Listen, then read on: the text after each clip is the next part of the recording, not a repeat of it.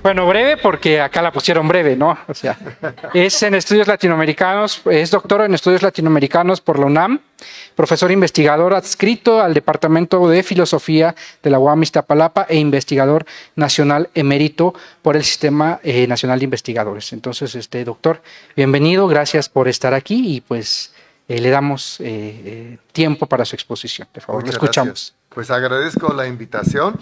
Este seminario, estos coloquios ya tienen años haciéndose. Creo que es la primera vez que participo, ¿no? Entonces agradezco que me hayan invitado y que puedo compartirles unas ideas. Bueno, llamé esto problemáticas de la economía política en la prensa, fines del siglo XVIII, comienzos del XIX, y traté de simplificar en 3 puntos lo que quería plantear, ¿no?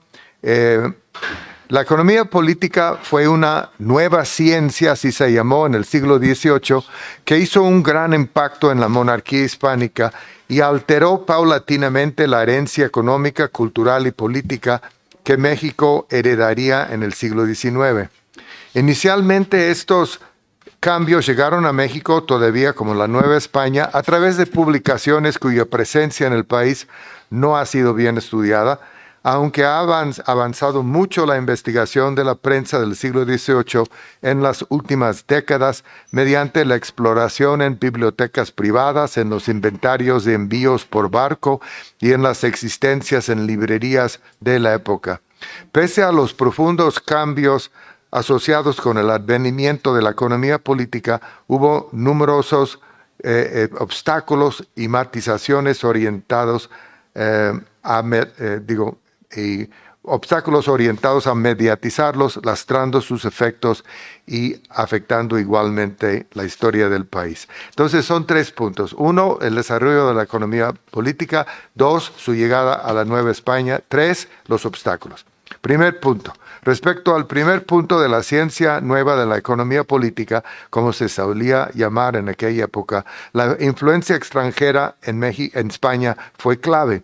Un caso destacado fue el de Juan Enrique Graf, un individuo de origen flamenco quien lanzó un periódico titulado Discursos Mercuriales entre 1752 y 1756 en Madrid, en que planteó que el comercio era el fundamento de la política moderna, poniendo claramente en duda el peso de las tradiciones teológicas, jurídicas y políticas que habían sido el fundamento del imperio español.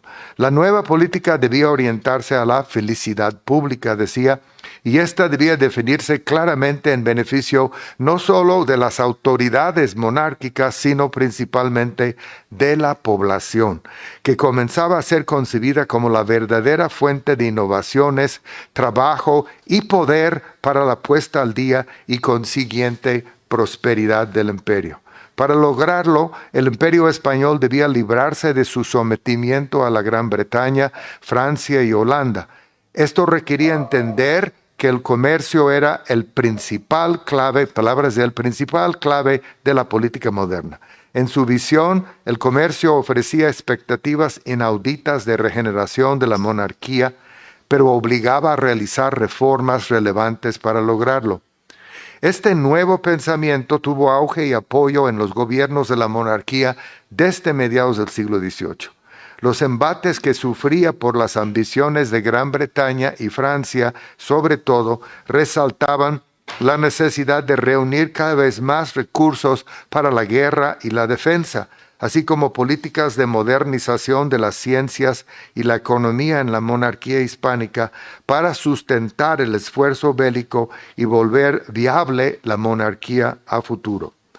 Un eje claro de unión entre la nueva economía política y los gobiernos imperiales era la convicción de que la prosperidad de la hacienda pública iba unida a la prosperidad de sus súbditos.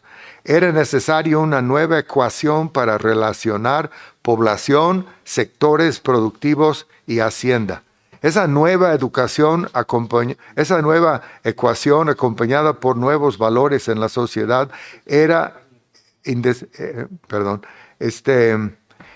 O sea que debía acompañarse por nuevos valores en la sociedad que eran indispensables para efectuar la transformación. Es claro que tales consideraciones correspondían a percepciones que iban más allá de lo meramente económico. Los términos decadencia y regeneración fueron parte medular del vocabulario de los reformistas imperiales. En su visión, el pasado lucía oscuro, equivocado, deficiente. La tradición perdió su aura de nobleza y sacralidad. Por contraste, los ojos de los reformadores se fijaron en el futuro y sus quizá ilimitadas posibilidades. La política del Estado se definía como la actividad dirigida a reformar o suprimir todas las instituciones diagnosticadas como estorbos que impedían la unidad de los súbditos ciudadanos alrededor de un programa promotor de la abundancia extensible a las colonias del imperio ultramarino. Asomaba en esta dinámica un concepto secularizado de política con énfasis creciente en un individuo autónomo portador de intereses naturales.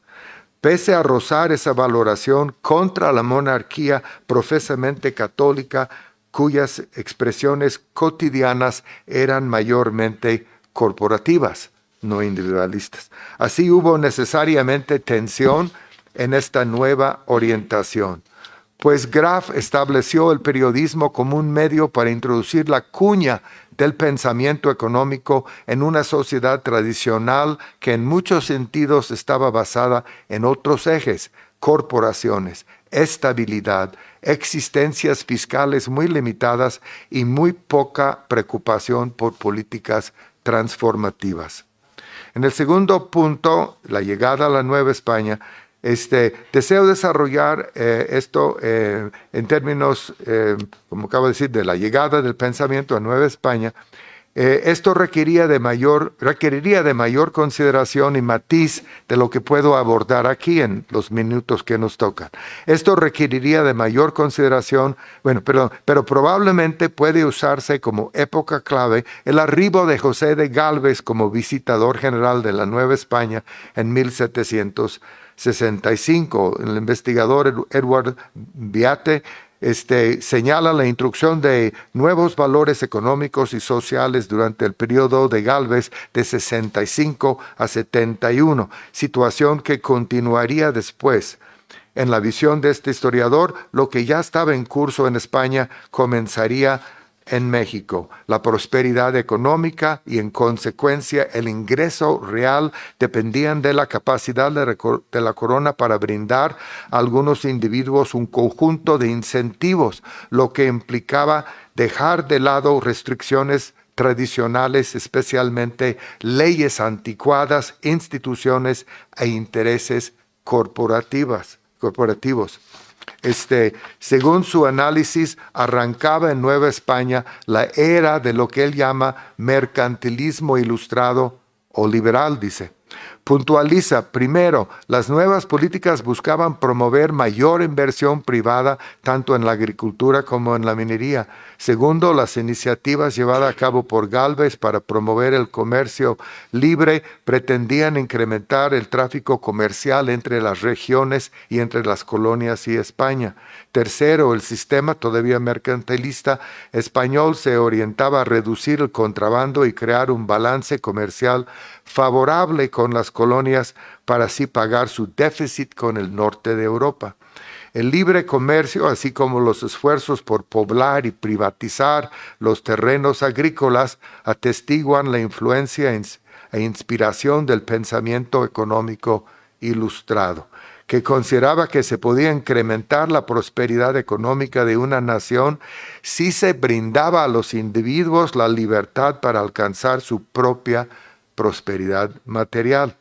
La nación a que se referían los funcionarios del imperio era claramente la española, pero de dos mundos, como decían ellos, con su epicentro y poder decisivo, eso sí, en Madrid. Pero en ese medio también se valora el aporte fundamental de la Nueva España, la posesión más rica en América. pese, de hecho, de todas sus posesiones. Pese a los claros límites imperiales que cercaban a este nuevo pensamiento, si lo observamos desde la perspectiva de la Nueva España, hubo reflejos de las nuevas actitudes ante las ciencias, las innovaciones tecnológicas y la economía en diversos individuos de la Nueva España y sus iniciativas. José Antonio Alzate, en particular, promovió nuevas inquietudes científicas y una clara pretensión de igualdad y a veces competencia con el avance de los conocimientos en Europa. En su Diario Literario de México de 1768, anunciaba su interés en dar al lector alguna noticia de los diarios o jornales de Europa, reconocidamente la fuente de ideas innovadoras para la economía política.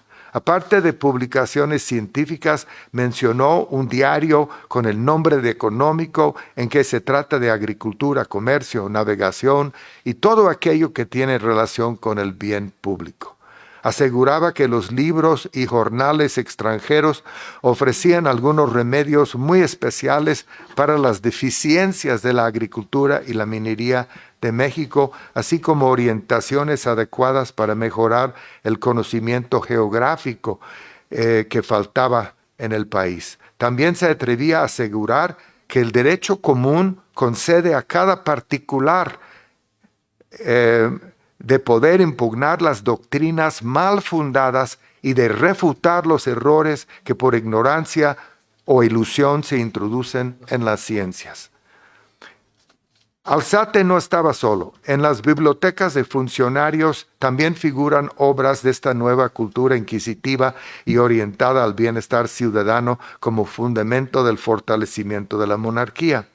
Asimismo, en 1801, el Consulado de México estuvo activamente buscando las obras de economía política necesarias para sus miembros, buscando en Europa.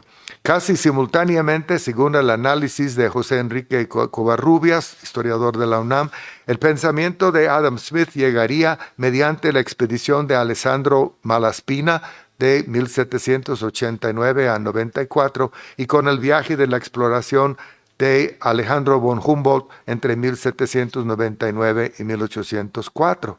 Según Covarrubias, fueron ellos quienes dieron prioridad a la ciencia económica como la guía del bien público, con énfasis en su orientación liberal. Álvarez Flores Estrada, analista político y promotor de la economía política español, llegaría a México más tarde mediante su obra Examen imparcial de las disensiones de la América con España, de los medios de su reconciliación y de la prosperidad de todas las naciones, de 1812. El diputado novohispano en las Cortes de ese año, José Miguel Guridi y Alcócer, lo citaría en una disputa pública poco después. También mencionó a Adam Smith y Jean-Baptiste Say, asegurando que sus obras andan en manos de todos. La habilitación de los pensadores novohispanos en las nuevas corrientes críticas de la época podía despertar preocupación en la administración virreinal. Para el virrey de la Nueva España, Félix María Calleja, de 1813 a 1816, había una alarmante tendencia de tales pensamientos de la economía política a salir de las pautas fijadas por Madrid. En su correspondencia desde México con el Ministerio de Gracia y Justicia en 1813, expresó su claro enfado de que en el tiempo que duró la libertad de imprenta en la Nueva España, escasamente 2 meses, de octubre a diciembre de 1812, en lugar de escribirse discursos moderados sobre las reformas, proyectos útiles de política, economía, etc., se produjeron quejas de un ponderado despotismo, denunciando un ponderado despotismo. Se pusieron a la vista restricciones que ya no existían y se desfiguraron providencias necesarias, o sea que estaban atacando su gobierno, y queriendo que se considerase estos pueblos como en un perfecto estado de sosiego y conformidad de ánimos cuando estaba en la guerra de de lo que llamamos la independencia, se declamó contra toda clase de precauciones, pintándolas como la más extraordinaria arbitrariedad, sus medidas, y como la información de las leyes y de la Constitución. Tal es el contexto, dice, y el diluvio de papeles que se publicaron en aquel tiempo. Y es que en un ambiente de profunda polémica, perdón, es que había un ambiente de profunda polémica que estaba cundiendo en toda la monarquía hispánica, cuando menos desde 1808, cuando la invasión napoleónica a España no solo decapitó el imperio, enviando a Fernando VII y Carlos IV a Francia, sino provocó una virtual libertad de imprenta por primera vez, misma que sería formalizada en 1810 y declarada constitucional en 1812. En diversos estudios he tratado esta dinámica, pero para ilustrar, comento brevemente la reedición en México en 1809 del Espectador Sevillano, un periódico liberal de Sevilla. De hecho, el desborde de que hablaba Calleja fue fomentado directamente desde España, a partir del colapso de la monarquía borbónica ante la invasión francesa. Los planteamientos que comenzaron a hacerse en El Espectador promovían nuevas ópticas tanto político-culturales como económicas. Este periódico sevillano, reimpreso en la Ciudad de México, envolvía lo político, lo económico y lo social. Promovía que el cuerpo legislativo, que de hecho apenas iba a formarse, fuera parte activa en la elaboración de leyes. Aseguraba que toda autoridad necesita freno. En su segundo número discutía el espíritu público y la reforma de costumbres.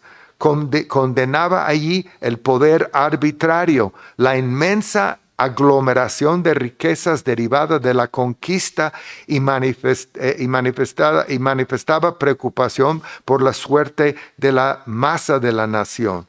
Sin embargo, también justificaba la desigualdad económica siempre que fuera establecida mediante los talentos y virtudes, no la nobleza. Pero matizaba que ya que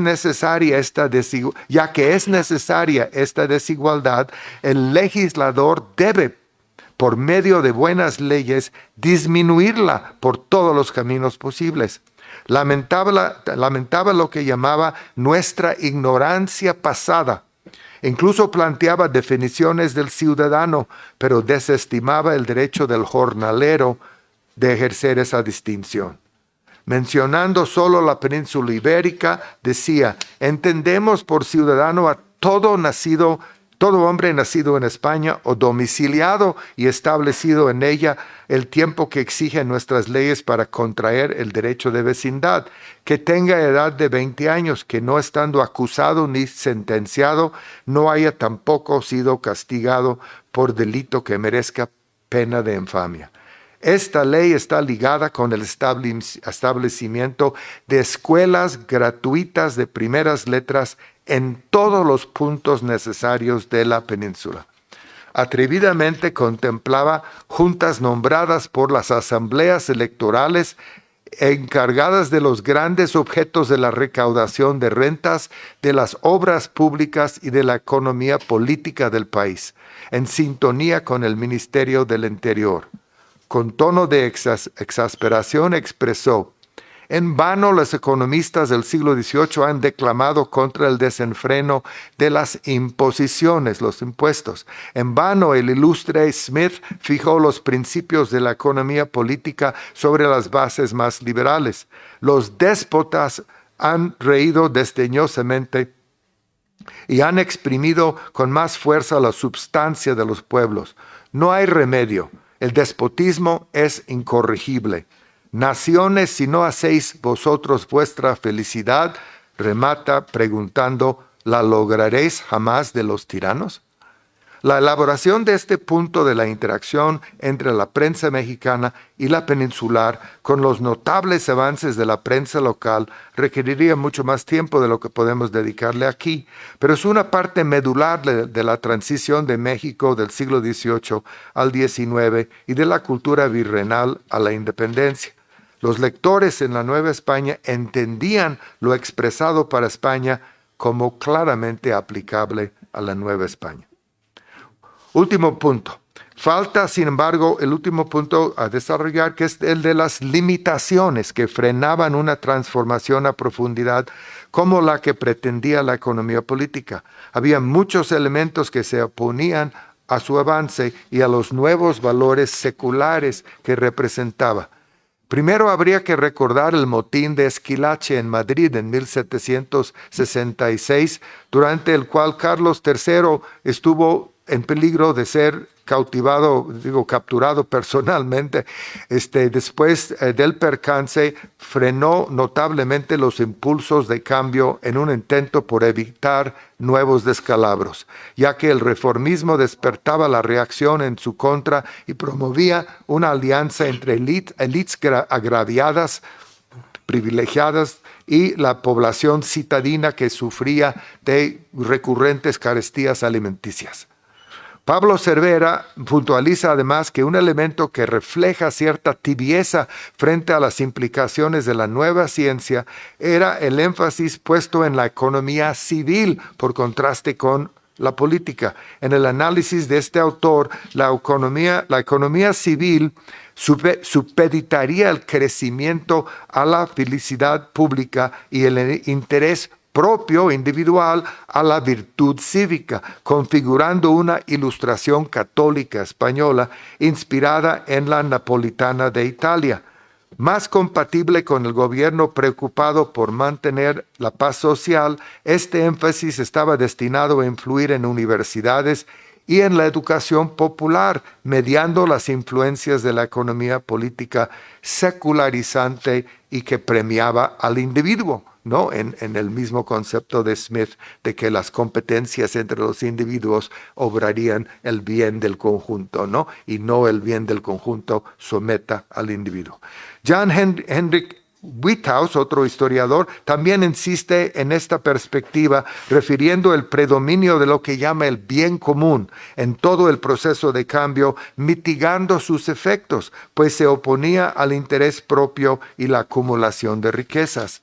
Los gobiernos y el clero tenían una influencia preponderante en definir tal bien común, hasta que poco a poco las discusiones económicas produjeron las nociones de leyes propias correspondientes a la materia y liberando el comercio de muchas injerencias.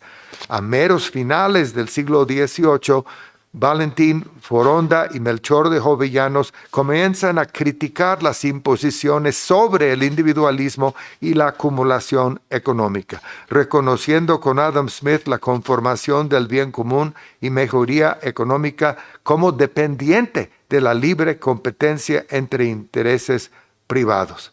Ambos serán citados en México, pero sin que las influencias anteriores de la economía civil, como dice el anterior referente, desaparecieran. De hecho, Pablo Sánchez León, otro historiador, sugiere que así como la Ilustración hispánica revivió ideales tradicionales en el giro hacia la economía civil, como alegó Cervera, incluso el advenimiento del liberalismo a partir de la Constitución de Cádiz del 12, tan influyente en el constitucionalismo mexicano durante varias décadas posteriores, se revistió de un tradicionalismo en ropaje moderno. Adoptaba una visión rusoniana del pueblo como un todo único de voluntad unitaria. Señala Sánchez León, tropos rusonianos y católicos, lo que inclinó la balanza, a favor del predominio de imaginarios holistas y orgánicos en detrimento del estatus de los derechos individuales del ciudadano. En esta óptica, la sociedad corporativa tradicional recibía nuevo oxígeno pese a los cambios a que hemos referido. Bueno, pues muchas gracias, sería todo. Muchas gracias, doctor Brian. Ahora vamos a dar paso a la siguiente ponencia a cargo de María Nieto Cuevas, quien es licenciada en Historia por la Escuela Nacional de Antropología e Historia, maestra en Historia Moderna y Contemporánea por el Instituto Mora y doctora en Humanidades, línea en Historia por la UAM Iztapalapa. Nos va a presentar la promoción de la Hacienda Granja Experimental de Soquipa en el Mundo Ilustrado y en la revista Arte y Letras. María, por favor. Muchas gracias. Buenas tardes. Pues muchas gracias a los organizadores de este coloquio que nos convocan a pensar un poco en las fuentes que utilizamos pues para construir nuestros temas de investigación. Antes de comenzar, yo quisiera decir que justamente yo me acerqué a dos revistas ilustradas, una de finales del siglo XIX que tiene su comienzo ahí, otra que comienza en 1904, ya en el siglo XX, a pesar de que pudiéramos pensar que no tenía nada relacionado con el mundo de la agricultura y la ganadería, ¿no? Sin embargo, se muestran como elementos interesantes e importantes porque recuperan información, fotografías y, bueno, un material importante que en otras revistas, boletines, periódicos especializados pudieron tener. Entonces voy a dar comienzo con... durante la primera década del siglo XX, las revistas Arte y Letras y El Mundo Ilustrado se convirtieron en un medio de publicidad para que la Hacienda Granja Experimental de Soquipa tuviera notoriedad entre la sociedad porfiriana. Lauro Arizcorreta, propietario de la Hacienda de Soquipa, encontró que estos medios podrían ser dispositivos útiles para dar a conocer los avances que había realizado en la Hacienda, pero también podrían ser un medio para generar interés entre los lectores. La siguiente diapositiva. Gracias. Arte y Letras y El Mundo Ilustrado fueron dos publicaciones que nacieron entre finales del siglo XIX y durante la primera década del siglo XX. La primera en 1894 bajo la dirección de Reyes Espíndola y luego estuvo a su cargo Víctor Manuel Garcés y la segunda nació en 1904 bajo la dirección de Ernesto Chavero. Arte y Letras tuvo un costo que cambiaba, pero oscilaba entre 50 centavos por número suelto y El Mundo Ilustrado de 35 centavos también por número suelto. Precios en la capital porque en los estados cambiaba y bueno, pues más en el extranjero. Ambas tuvieron algunas similitudes en el contenido y aunque fueron independientes, incluso podríamos decir que competían, pasaron a ser editadas para 1910 por la Compañía Editora Nacional. Estas revistas, como otras publicaciones, deben leerse a la luz de su contexto. En este sentido, estamos frente a dos magazines que interpelaban a la élite del país y que intentaron mostrar el progreso, la civilidad y la modernidad del México porfirista. En esencia, como refiere Imelda Paolo Ugalde, este tipo de publicaciones utilizó las nuevas técnicas de reproducción masiva de ilustraciones, en especial la inserción de la fotografía, contenido imprescindible de los magazines, y le otorgaron a la imagen la distinción de hablar por su cuenta. Fue un acercamiento visual al mundo, personas, lugares, un sinfín de realidades. A su vez, configuraron el imaginario social de la época con las mismas características de la modernidad. Lo ampliaron, lo expandieron con las nuevas categorías de espacio y tiempo del registro fotográfico. Estas publicaciones fueron formadoras de opinión pública, mediadoras en el interior de la sociedad, donde se reconoció y representó la experiencia social con el carácter de la época, la modernidad. Cierro la cita. La siguiente, por favor. El Mundo Ilustrado fue un semanario que medía entre 28 y 20 centímetros y sus encabezados fueron variando entre sus letras estuvieron las condensadas romanas y la gótica facture lineal. Por su parte, Arte y Letras fue una publicación con un encabezado con letras Art Nouveau que fueron su distintivo casi hasta el final de su publicación. Tuvieron su primera aparición en agosto de... Arte y Letras tuvo su primera aparición en agosto de 1904 con un formato de tabloide de 40 por 5 centímetros y 28 centímetros. Era más grande. Durante los primeros 2 años de circulación se publicaron números mensuales de esta revista. En tanto la buena aceptación que tuvo Arte y Letras durante el primer año los llevó a la editorial a publicar un sobretiro para satisfacer los muchos pedidos, principalmente de los primeros números. Su público principal fue la élite porfirista y contó con el apoyo de escritores y artistas nacionales y extranjeros que accedieron a participar en sus páginas. Por ello, poco a poco fueron incrementando el número de páginas de la publicación. Siguiente. De secciones y de tiraje. Este último pasó a ser 10 veces mayor en tan solo el primer año, situación que incluso los llevó a cambiar de oficinas en diferentes ocasiones. Me voy a centrar un poquito en Arte y Letras y al final voy a retomar el mundo ilustrado con un ejemplo muy particular. Para mayo de 1907, Arte y Letras pasó a ser una revista quincenal ilustrada y para abril de 1908 un semanario ilustrado que se publicaba cada domingo. Siguiente diapositiva. Desde sus inicios hasta 1912 quedó a cargo de Ernesto Chavero, hijo de Alfredo Chavero, a quien todos conocemos por la obra México a través de los siglos. Chavero fue diputado y un empresario moderno en el mundo editorial que también quedó detrás del Álbum de Damas, revista quincenal ilustrada que empezó a ser publicada en 1907, y un breve diario llamado La Actualidad, diario ilustrado independiente que solo duró pocos meses, entre junio y septiembre de 1911, y se posicionó en contra de Madero. De acuerdo con Julio Sesto, Chavero fue, cito, un ilustrado profesionista que llenó en estos últimos años un vacío que notaba a las letras nacionales. Fundó una revista chic, ornada siempre con espléndidos fotografados y nutrida de lecturas delicadas. Arte y Letras. Allí colaboraba la crème de nuestra intelectualidad. De entre esa crème puedo citar a don Manuel Sánchez Mármol y a los afiligranados hermanos Ijar y Haro, que también resultaron ser familia de Chavero por parte de su esposa. Y en fin, lo mejorcito de la sociedad. Álbum de Damas fue otra revista de la misma casa hecha para el como en ese momento se decía, para el bello sexo acertadamente.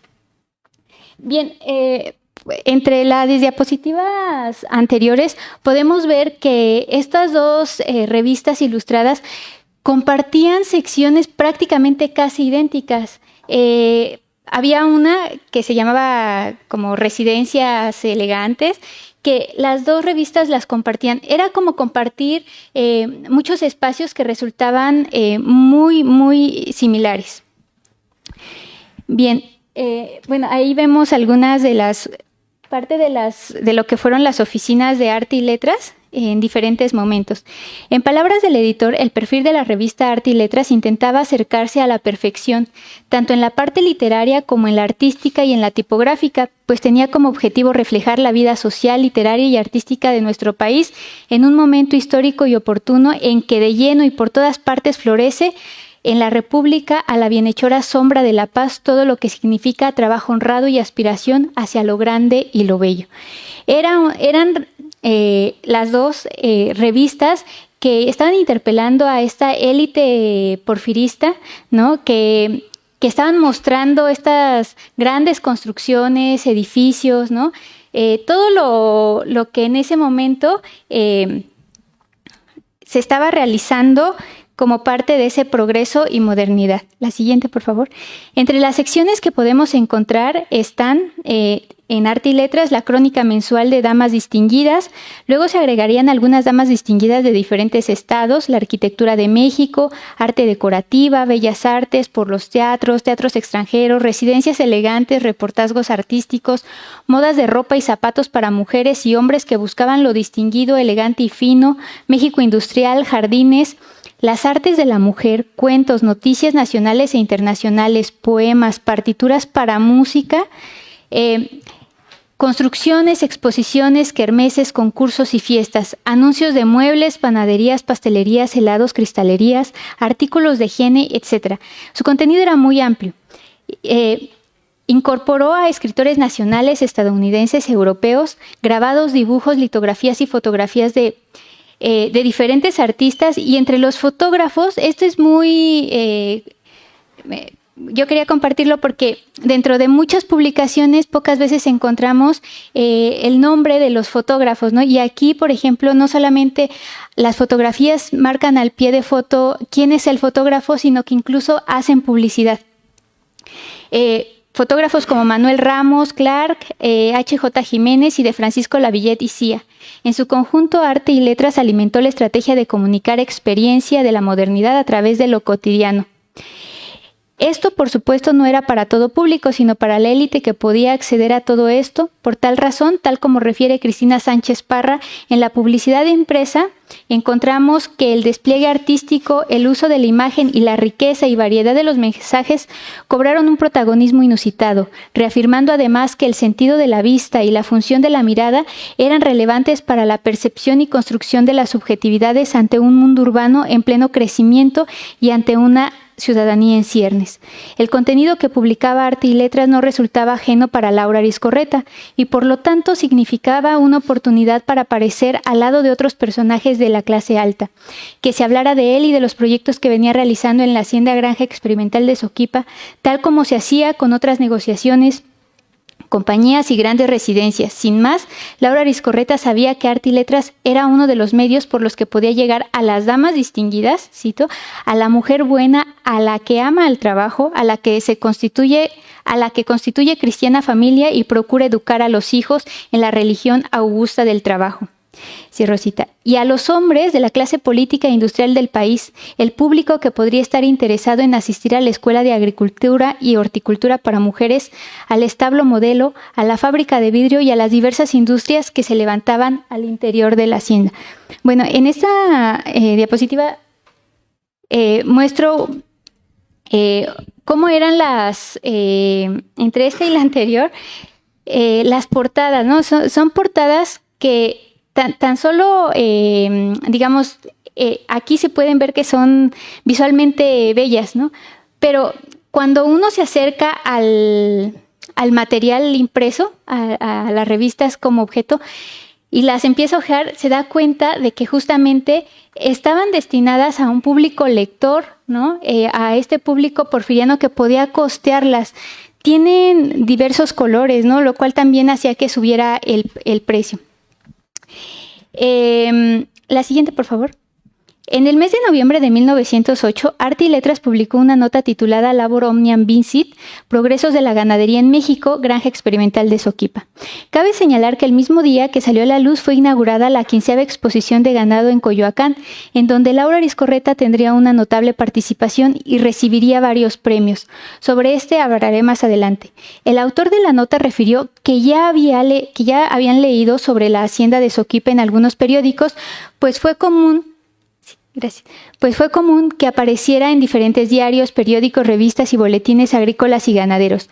No obstante, señaló que a fuer de curiosos y de periodistas quisieron cerciorarse de lo cierto de semejantes versiones, yendo en persona a la referida propiedad.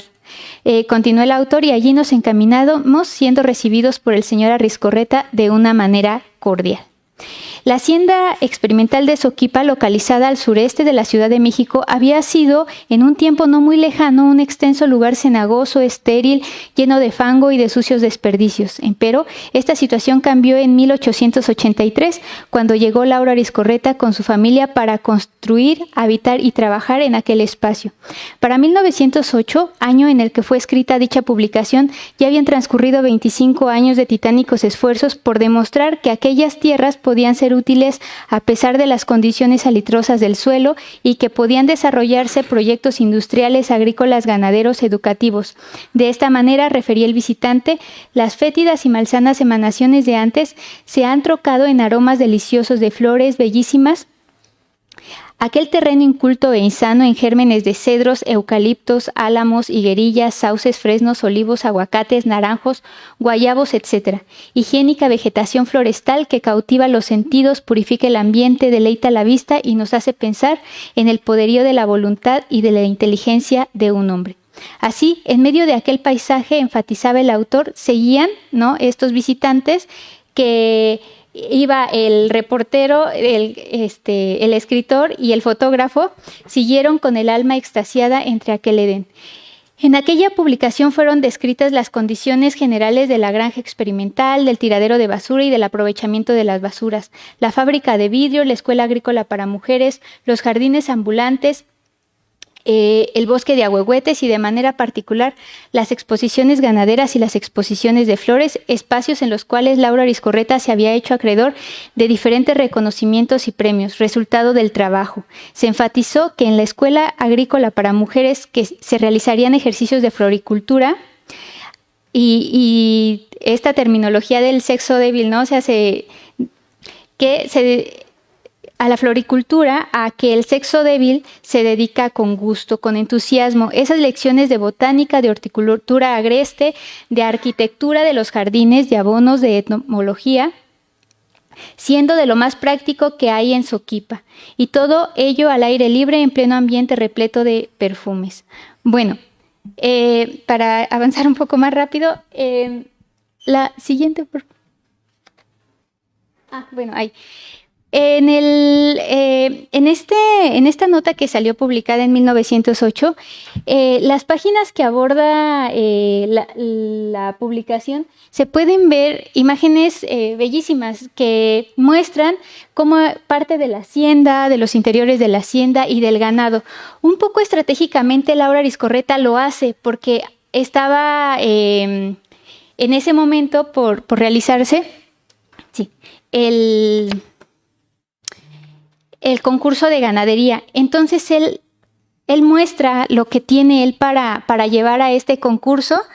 Son fotografiadas el ganado que tiene. Él justamente en ese mismo año realizó una importación de ganado de Estados Unidos y es el que presenta, ¿no? Voy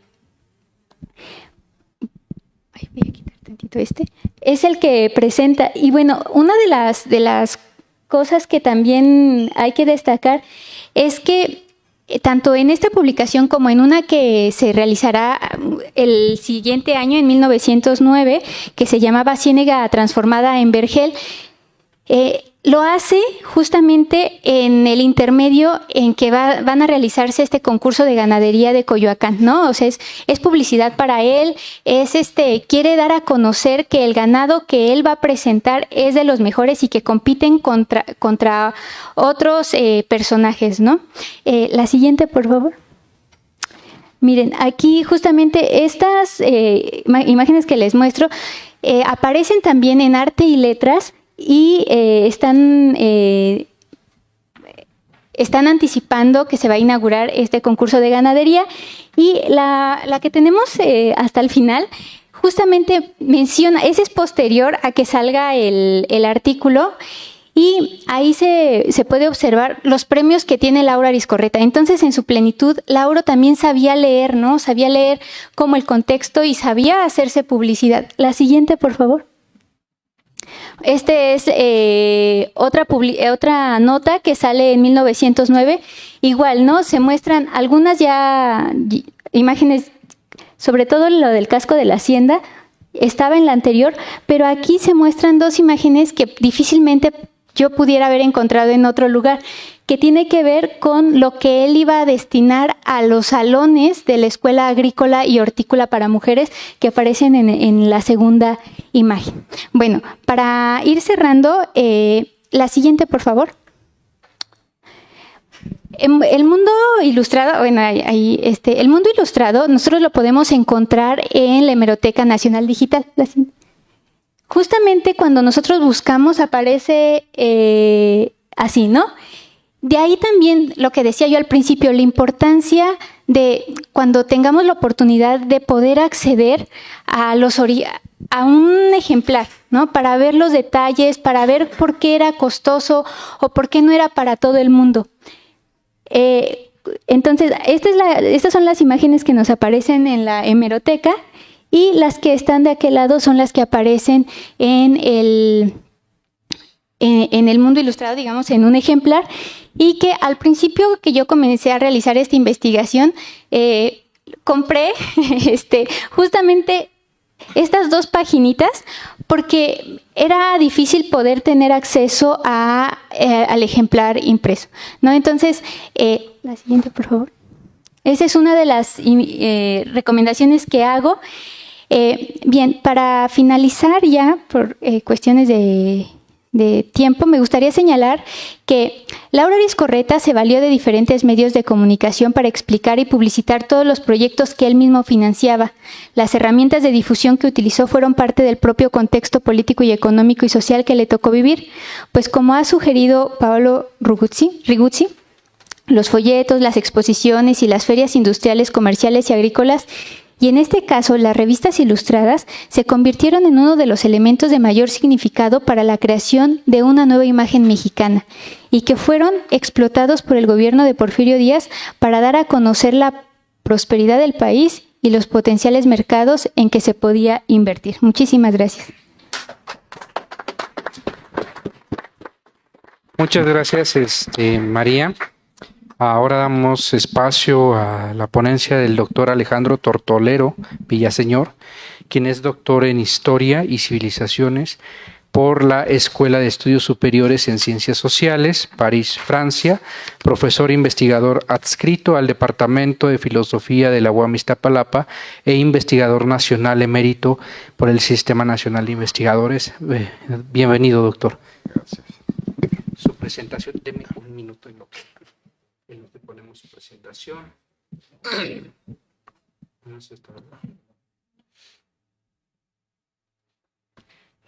Ya la presentación la había dejado antes. Este es nada más para el señalador. Ok, a ver.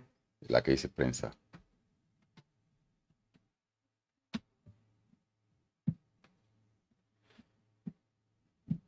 Ahí está. Ok. ¿Esa? ¿La página 2? Sí, es esta. Ah, ok. Perfecto. Sí.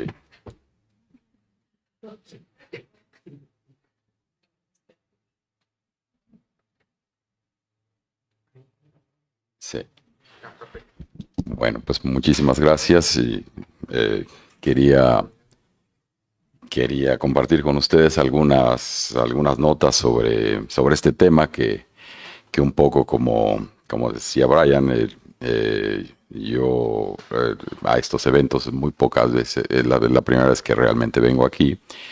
Y realmente es porque, a diferencia de Brian, que él sí conoce mucho el tema de la prensa, yo he trabajado muy marginalmente el tema de la prensa agrícola como el elemento de la transformación en el campo. Sin embargo, las notas que quiero compartir con ustedes son fruto de haber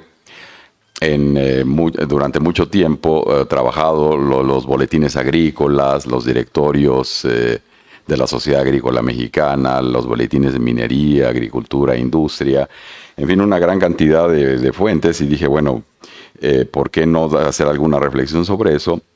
Y quisiera entonces empezar diciéndoles que el campo mexicano, en la historiografía tradicional, fue visto como un repositorio de las tradiciones. Si la comunidad campesina solo se preocupaba por mantener su identidad y su cohesión comunal en base a su reproducción y practicando una agricultura de autosubsistencia, los otros actores no eran adalides del cambio. Por eso la imagen de una hacienda más preocupada por la dominación y el prestigio, con hacendados ausentistas y rutinarios, en síntesis poco preocupados por practicar una agricultura racional y de introducir métodos modernos. Así el campo mexicano aparece como el pozo de todos los males que hay que transformar si queremos impulsar los proyectos económicos del liberalismo mexicano. Es decir, es casi que durante mucho tiempo la historiografía oficial dijo que la causa esencial de la Revolución Mexicana era el desigual régimen de distribución de la propiedad de la tierra, manejada por un puñado de hacendados ausentistas, rutinarios, más preocupados por la dominación feudal que por la agricultura. En fin, es la imagen clásica que vehiculó Andrés Molina Enríquez desde 1909, ¿no? Y en ese contexto de la transformación del campo, ¿por dónde empezar? Michel Morinot es un gran especialista en la historia rural francesa y nos recuerda que la revolución agrícola es antes que nada una evidencia literaria. En esa evidencia, la prensa agrícola aparece como un elemento importante inserto en un modelo de desarrollo para el campo que toma como ejemplo, me parece a mí, el caso francés. En efecto, a pesar de las enormes diferencias entre Francia y México, tanto climáticas como edafológicas y en la organización de la propiedad, simplemente hay que decir que una gran propiedad en Francia es de 60 hectáreas, la propiedad de la familia Terrazas, 2,5 millones de hectáreas, sin ningún tipo de dimensión, de comparación, ¿no? Los ingenieros agrónomos mexicanos se forman con los planes de estudios importados de la Escuela de París-Grignon. Rómulo Escobar, un ingeniero egresado de la Escuela de Agronomía de México y quien funda la primera escuela práctica de agricultura en la frontera con los Estados Unidos en Ciudad Juárez en 1906, lo afirmaba sin ambajes, y lo cito: en una publicación de la Escuela Nacional de Agricultura se dice claramente que el plan de estudios de 1893 es, con ligeras modificaciones, el que se sigue en la Escuela de Agricultura de Grignon, que se considera justamente como una de las primeras del mundo. No solo transfieren el plan de estudios, sino que el modelo francés de estaciones agronómicas, publicaciones, formación de sociedades agrícolas y exposiciones y concursos agrícolas y ganaderos se introducen durante el Porfiriato, y esto no es raro. Simplemente hay que recordar que el trabajo famoso de Mauricio Tenorio, El artilugio de la nación moderna, que a mí siempre me ha gustado mucho más el título en inglés, Handcraft of a Modern Nation, ¿no? Es una cosa mucho más artesanal.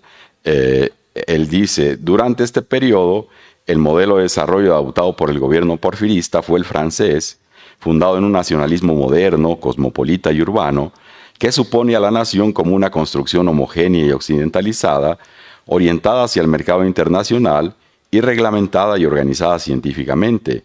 Los inmigrantes blancos y la inversión extranjera eran los componentes claves de este concepto. Con este modelo se impulsa una modernización que abarca todos los ámbitos del accionar porfirista, y por ello no es extraño encontrar que en materia minera como en agrícola, el ejemplo francés es adoptado por la élite porfirista.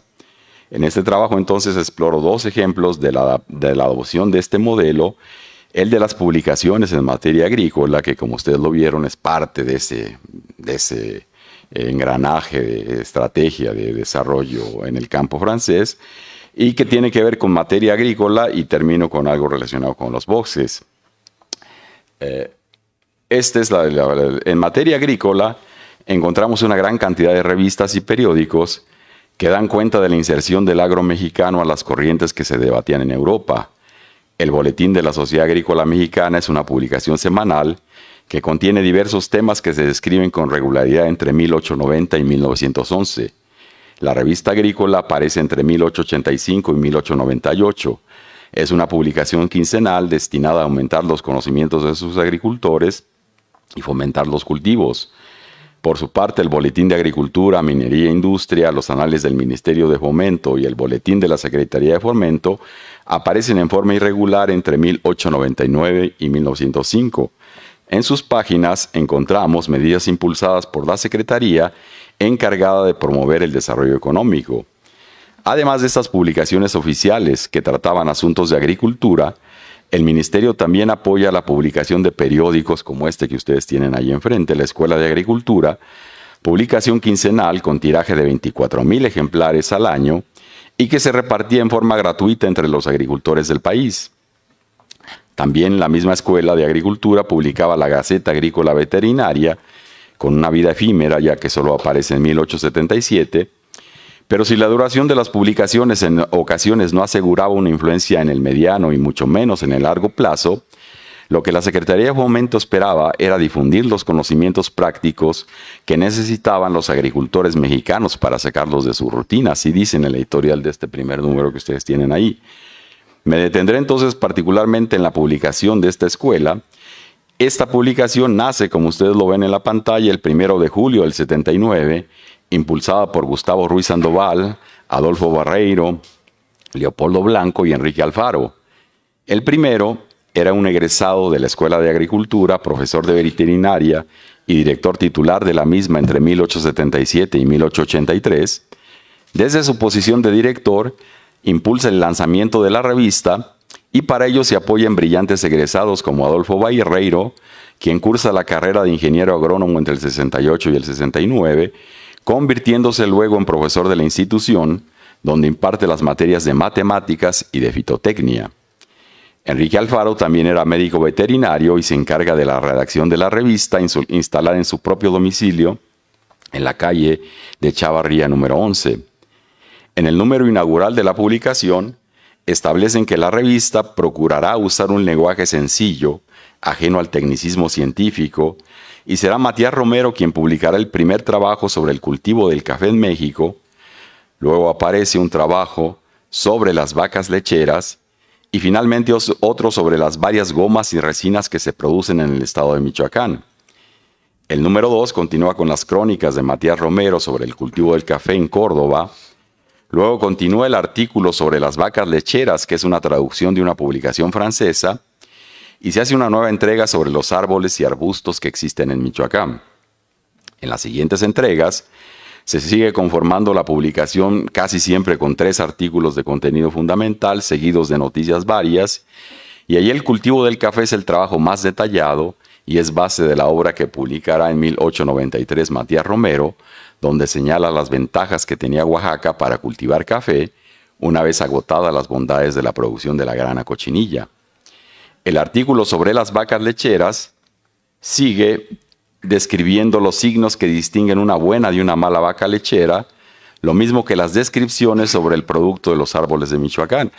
En la época, y es una de las cosas que más se van a discutir en la revista, pues empezaba a ver al ganado prácticamente como una máquina, como estas vacas máquinas que describe ahí Kendra Smith en su libro, muy interesante, y que empezaban a decir, bueno, cómo tienen que tener las ubres, el escudo, cómo saber que va a ser una buena vaca lechera, qué peso tiene que tener, y eso lo utilizan en muchos números, ¿no? Un elemento novedoso que aparece desde el número 3 de la revista es la información que empieza a fluir desde los estados. En ese número, Florencio Monteverde hace un balance muy útil de la agricultura en Sonora. Allí señala que la labranza en Sonora se mantiene estacionaria, pero paulatinamente han comenzado a introducirse buenos arados, máquinas de cortar, trillar y aventar trigo, de desgranar maíz, de despepitar algodón y trapiches para moler la caña. Aunque no son de uso general y solo se emplean en las grandes haciendas, señala que el día en que las vastas tierras de Sonora, y cito, hoy en imperfecto cultivo en manos de indios semibárbaros, sean transformados en opulentas haciendas, entonces el destino de Sonora cambiaría. Para ello, habría que civilizar a las tribus de indios asignándoles, como propietarios originales de la tierra, propiedades con títulos, abriéndoles escuelas, facilitándoles aperos de labranza y eximiéndolos del servicio militar. La existencia de fuertes militares y obras de irrigación también serían elementos civilizatorios. El ejemplo de los Estados Unidos inspiraría sensatez para crear trabajos y asegurar que los labradores no migraran hacia el norte, donde encuentran que hacer con la seguridad es no ser inquietados. Entre las riquezas agrícolas señala no solo las plantas y cereales, sino también las enormes praderas destinadas para dehesas de pastos de animales de todas clases que ocupan terrenos inmensos. Sin embargo, y es algo que echo de menos, esto es un seminario que acabamos de tener en Sonora la semana pasada y hablábamos con rancheros de la región y pues claro, la imagen del cowboy norteamericano viene del norte de México, no es el mismo el norte, y sin embargo el autor nunca habla de los rancheros, de los vaqueros, y sí habla de las inmensas praderas que se tienen para el ganado, ¿no? Son un actor fundamental en el éxito de la ganadería norteña. Entre las noticias varias, es interesante señalar, incluso me acuerdo que uno de los rancheros que llegó al evento, simplemente como noticia, nos decía, llegó con su sombrero y llegó y dice, bueno, ustedes que vienen de la ciudad, ¿por qué creen que nosotros como rancheros, arriando vacas allá arriba en el cerro, siempre portamos arma? Pues es evidente que si nos pasa lo que pasa con los hermanos Levarón en Bavispe, y nos encontramos un escuadrón de narcotraficantes, pues no nos sirve de nada la pistola, ¿no? No es para eso que lo utilizamos, ¿no? Es porque estamos solos y en muchas ocasiones el caballo, por ejemplo, al ver una serpiente o al tropezar, se cae encima de nosotros y la única posibilidad que tenemos para que alguien venga a rescatarnos es disparar y otro ranchero vendrá sabiendo que estamos solos a rescatarnos. Es parte de esa cultura que incluso no está dentro de estas notas, pero que valdría la pena incluso ir integrando como lo hace Esteban Barragán en las sociedades rancheras de Michoacán, ¿no? Entre las noticias varias, es interesante señalar la formación de sociedades agrícolas, las noticias sobre cultivos y productos agrícolas, la información sobre otros países y así sucesivamente. La Sociedad Agrícola Mexicana se crea en 1879 y su presidente es nada más ni nada menos que Matías Romero, que hace todo el cultivo del café en todo el primer volumen de la obra.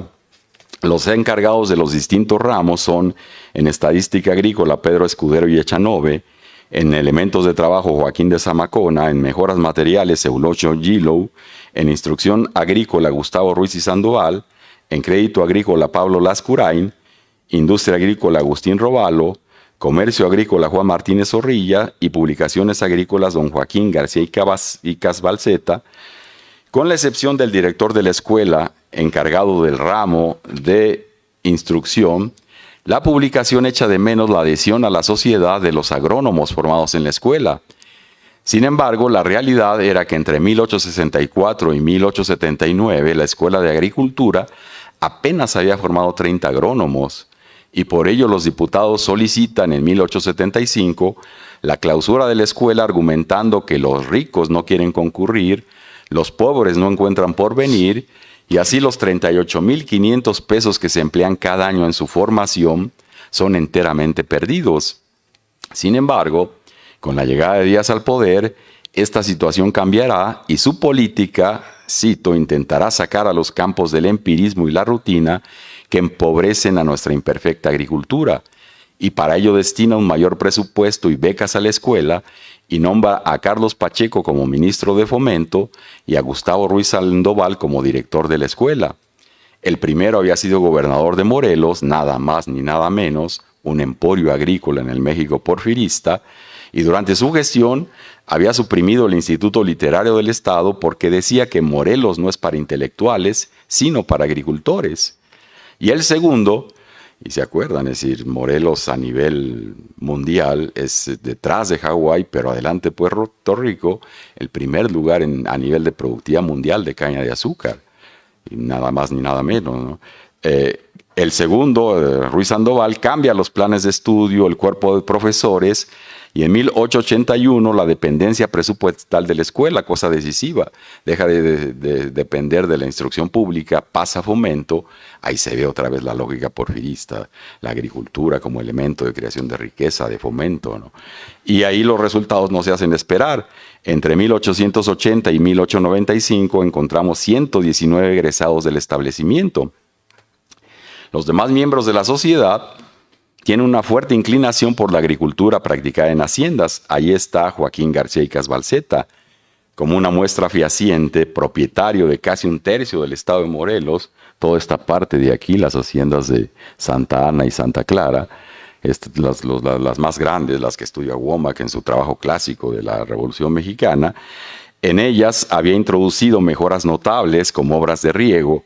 En su hacienda de Tenango se construyen los canales del río del mismo nombre, los cuales llegaron a tener 52 kilómetros de extensión, 11 túneles y 2 acueductos. Esto permitió que la hacienda pudiera incrementar en 450 hectáreas la zona de riego y de dotar de agua a esta finca. También introduce el ferrocarril de Decauville en el 78, apenas 3 años después de su invención en Europa. También introduce modernas centrífugas francesas, marca Cail, en el 75, y luego se asocia con el ingeniero austriaco Louis Bolin-Cumaquis para encargarse de la reparación y el uso de la maquinaria. Aunque en su correspondencia se nota que era don Joaquín quien se ocupaba personalmente de hacer funcionar esta maquinaria con el apoyo del personal de la hacienda.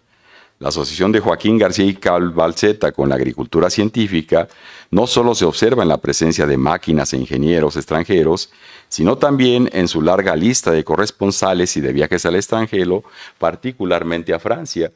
Pues ahí están sus haciendas, no tengo mucho tiempo, ya me marcaron 5 minutos, pero lo que es interesante es señalar que pues pasa mucho esta idea que dice Womack en su trabajo, que Joaquín García Pimentel decía que el indio tiene muchos defectos para ser jornalero siendo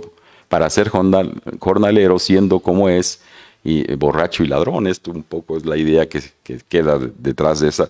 Y sin embargo, cuando uno ve la correspondencia que han rescatado varios investigadores, nos damos cuenta de que están interesados mucho en la innovación tecnológica, en la introducción de maquinaria, en la introducción de obras de riego, y que ven a las escuelas como una parte integrante muy, muy formativa de los ingenios.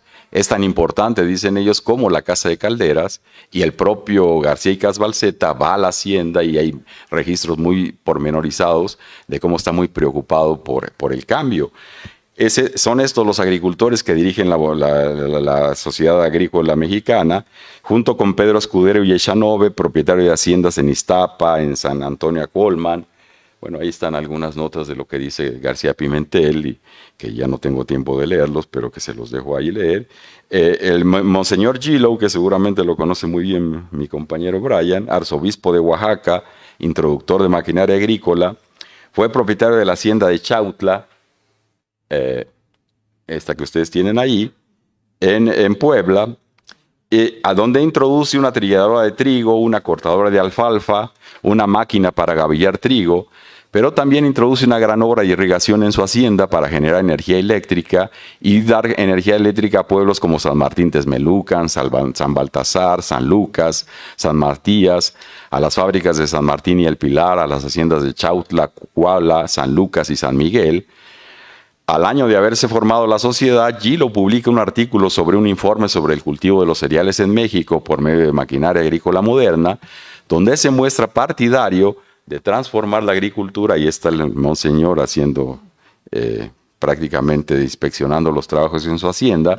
Su hacienda era un laboratorio donde empresas como la Osborne y la McCormick durante 3 años hicieron prácticas para experimentar con su maquinaria antes de introducirla en los Estados Unidos. Uno de esos experimentos fue el feliz descubrimiento de amarrar las cabillas de trigo con enequén en lugar de alambre como se hacía hasta antes, lo que generó la asociación de enequeneros en Yucatán con la International Harvester Company. En la correspondencia de los hacendados, Gilo aparece frecuentemente como es introductor de esta maquinaria agrícola. Él era representante de empresas francesas como la Osborne, como la McCormick, prácticamente de todas estas grandes mamotretos que podíamos hablar una hora de lo que es esa maquinaria, que es el símbolo de la modernidad, y que él introduce en su hacienda, gana unas exposiciones en Filadelfia, alguna de su maquinaria, que desde luego viene de fuera, y desde el boletín de la Sociedad Agrícola está pregonando este cambio en la agricultura. Todas estas revistas, en síntesis, intentan mostrar los adelantos de la agricultura moderna, el uso del riego y los fertilizantes, de las bondades del mercado para incrementar los rendimientos en los cultivos, de la forma de combatir las plagas, de la asociación entre agricultura y ganadería, de los usos y beneficios de los bosques, en fin, un amplio catálogo de temas agrarios que rara vez incluyen un análisis de la concentración de la propiedad agraria o las condiciones de trabajo en el campo. Las raras menciones subrayan la posibilidad que ofrecen las máquinas para controlar todas las fases de los cultivos, como lo hace Gilo en su hacienda de Chautla, donde menciona que era costumbre general en las haciendas de Puebla que cuando era momento de la siega del trigo y se requería una abundante mano de obra, los jornaleros pretenden entonces un aumento de salario, trabajar menos tiempo que de costumbre, cortar en superficies la menor tarea posible. Si no se les ofrecían gratificaciones, fuertes cantidades de dinero prestado, los operarios abandonaban las fincas. Y dice, hoy por beneficio de Dios, era arzobispo, ¿no?, y la admirable combinación de las segadoras, una de las invenciones acaso más ingeniosas y útiles de la inteligencia humana, el labrador puede dominar el corte de sus mieses a su entera satisfacción. Y bueno, abunda un poco en estos cambios, ¿no? Algunas informaciones muy útiles para los investigadores es que más allá de la propaganda agrícola y la estrategia para incorporar la agricultura moderna en el campo, existen informes muy ricos que describen los adelantos y experimentos practicados en la Escuela de Agricultura. Por ejemplo, en 1914 hay un experimento sobre los rendimientos de los granos en la hacienda de la Escuela de Agricultura en San Jacinto, probando los granos de esta hacienda que está en Chalco, que es Acosac, y los de la hacienda de Jico, y dicen la hacienda de Jico y las de San Jacinto, mejorados las simientes de San Jacinto con los agrónomos y el conocimiento de ellos, producen un 98% de buenas mazorcas. La de Acosac, esta que veíamos antes, pues no, apenas el 94%. Por tanto, dicen ellos, hay que utilizar los granos, la simiente de estas haciendas. Y es el tipo de cosas que se dan en estas informaciones. Otro ejemplo es el informe que hace Mariano Gajón en las páginas, y ya estoy acabando, de la Sociedad Agrícola Mexicana, quien nos habla de los trabajos y cultivos practicados en la hacienda de la compañía, en la cual era director técnico de cultivos y arbolados. Gajón, quien había sido catedrático en la Granja Escuela de Zaragoza, en España, autor de cursos completos de arbolicultura y trabajador de cortijos y explotaciones españolas, describe con detalle cómo introduce en esta hacienda un campo de selección de simientes. 100.000 árboles frutales importados de Europa, albaricoqueros, almendros, avellanos, cerezos, ciruelos, más de 100.000 árboles forestales, en fin, forrajes y hortalizas. Uno puede sospechar que, siendo la visión del director, la descripción venga cargada de una justificación para demostrar sus competencias, primero ante sus empleadores y después frente a la comunidad de agrónomos y lectores del boletín. Pero no tenemos más que aceptar que sus juicios son en general certeros, a pesar de que no conozco que los cerezos hayan tenido una implantación considerable en Chalco, ya que los registros de la hacienda nos hablan de la formación de una gran industria forestal.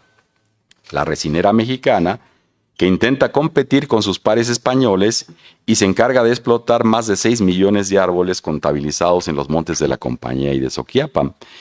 Y esto entonces me lleva a mi conclusión. Ahí se crea para explotar esa resinera mexicana una escuela forestal, y quien la encabeza es nada más ni nada menos que Miguel Ángel de Quevedo. ¿Quién más francés que Miguel Ángel de Quevedo para dirigir los bosques? Había estudiado en Francia, en la Escuela de Puentes y Calzadas, regresa a México y va a impulsar todo un proyecto de creación de una escuela de bosques. Otra vez podríamos hablar un montón de tiempo de esa escuela de bosques, porque hay dos proyectos, ¿no? Un proyecto de la escuela de bosques con funcionarios militares, como lo hacía en la escuela de Nancy, y otro, un proyecto mucho más popular que decía un ingeniero de minas, es necesario que la sociedad cuide sus bosques, y entre los dos aparece la atención para Miguel Ángel de Quevedo, qué tipo de escuela se va a crear en México. Desde luego opta por el modelo de la escuela de Nancy, introduce ahí todos estos proyectos, y eso me lleva a la parte última. Es una publicación que yo quería invitar a los jóvenes de aquí de la UAM a que exploraran.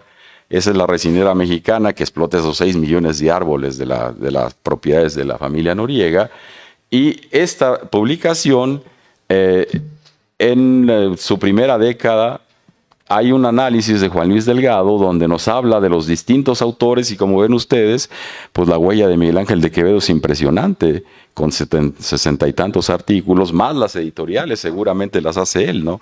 Ahí se nota mucho esa gran capacidad que tiene Miguel Ángel de Quevedo de trabajo, y los distintos temas que se exploran, y que tiene mucho que ver con el hecho de que México está viviendo en una economía de base orgánica, y esa economía de base orgánica es sobre todo la utilización de la madera. De manera entonces que esta publicación nos permite entender ese tema, y solamente explorando estos 10 años, conozco yo el trabajo que les presento aquí de Juan Luis Delgado, había para hacer un montón de trabajo sobre esta revista, que prácticamente llega hasta los años 60 del siglo XX, ¿no? Y entonces es una fuente riquísima, inexplorada, que nos sirve por lo menos para esto, ¿no?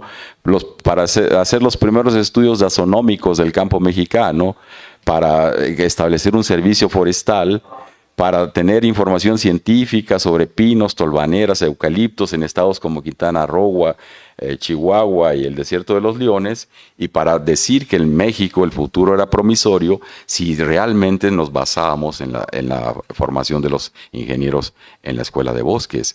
En fin, esto es lo que yo quería mostrarles, y pues espero que haya llamado la atención las publicaciones periódicas para el cambio en la agricultura. Muchas gracias.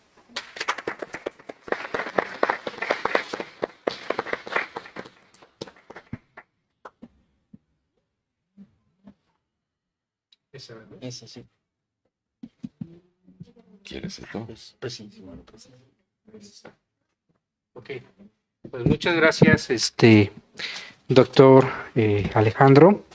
Y ahora vamos con el doctor Joel Vargas Domínguez, que es doctor en Filosofía de la Ciencia por la UNAM. Actualmente es postdoctorante en la UAM Iztapalapa y nos va a presentar su ponencia titulada Confiar en la prensa entre la crítica y la propaganda del desarrollo rural en México en la década de 1970.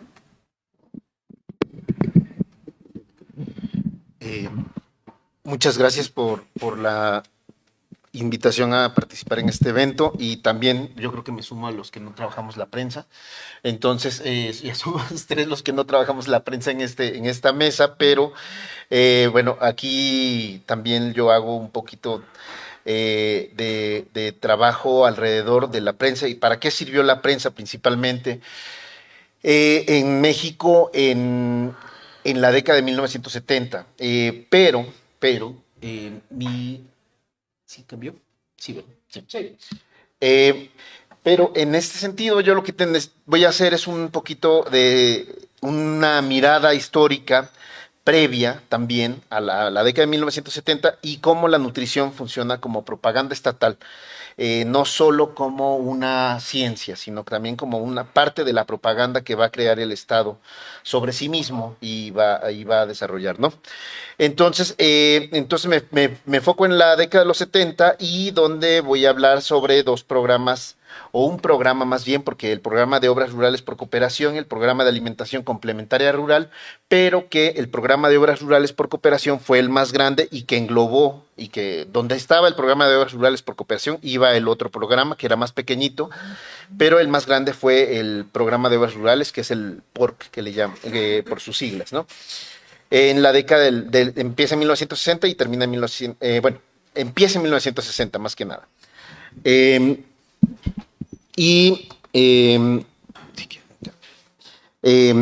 Entonces, y la nutrición cómo funciona como una herramienta de biopolítica, pero también la prensa como herramienta de biopolítica y el papel de la prensa, ¿no? En este sentido. Y estos programas que voy a tratar fueron financiados tanto por la Secretaría de Salubridad y Asistencia, que es raro que un programa rural se haya financiado por esta secretaría, o me parece que eso es lo que lo hace poco estudiado, y por el Programa Mundial de Alimentos y una entidad estadounidense que se llamaba la Community Development Foundation, la Fundación para el Desarrollo de la Comunidad. Entonces empezamos con un poquito de los antecedentes generales de cómo se empieza a usar la nutrición. La nutrición desde su surgimiento como disciplina, como ciencia, empieza a retomar una serie de metáforas que van a guiar el desarrollo y todas las prácticas asociadas a la nutrición, y que se van a trasladar también a otros aspectos como la producción de alimentos.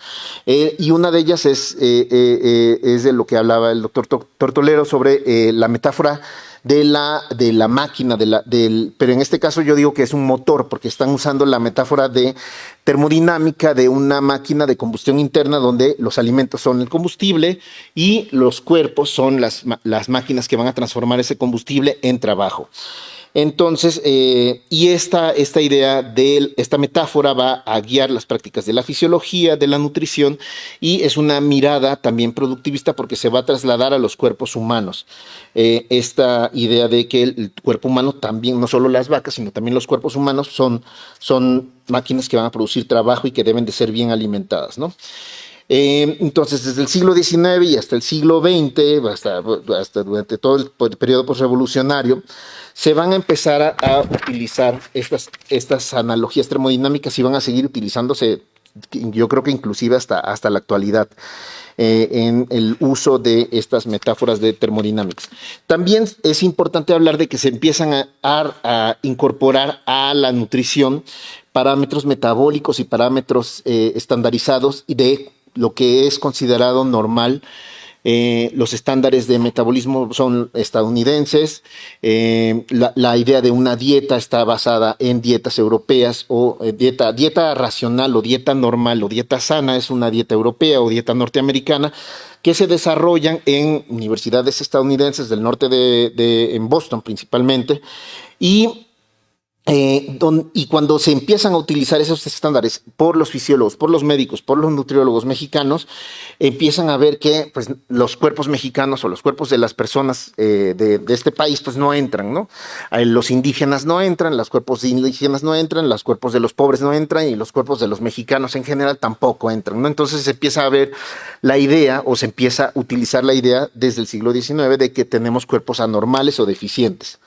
Y para ello tenemos que hacer algo, ¿no? Hay que solucionar este problema, entonces hay que apelar a cómo cambiar estos cuerpos y pues bueno, es parte de la ingeniería social, bueno, proyectos de modernización, proyectos civilizatorios, luego ya son proyectos eugenistas basados en la raza y donde la dieta va a ser va a ser la causa de la patología de los cuerpos, o sea, están asociando la dieta con los malos cuerpos, pero también puede ser la solución de los problemas, ¿no?